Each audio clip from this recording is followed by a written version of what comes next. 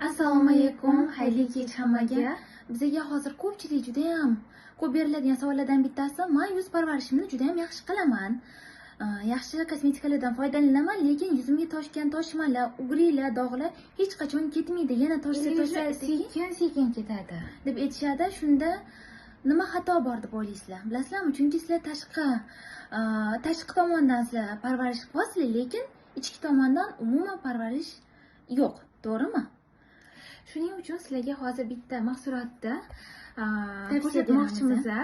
Bu Lactofit yaxshi bakteriyalar sonini ko'paytiradi ichki organizmda va yomon bakteriyalar sonini kamaytirishga yordam beradigan probiotik hisoblanadi va yog'on ichak ish faoliyatini ham yaxshilab sizlarni organizminglarni tozalashga yordam beradi va shu tufayli sizlarni teringlar yanada tekis bo'lishga, yorqin bo'lishga asos bo'lib qoladi. Va eng asosiy narsa bu kollagen hisoblanadi. Agar sizlarda soch to'kilishi, tirnoq sinishi, ilija ter osilishi, qarish, ajili tushish bu уже boshlangan bo'lsa, priznaklar deb aytamiz hozir.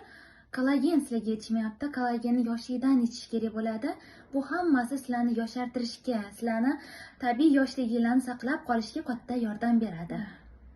Mushaklar og'riganda ham, qarish oldini olishga ham yordam beradi. Shuning uchun albatta kollagen hamma iste'mol qilish kerak.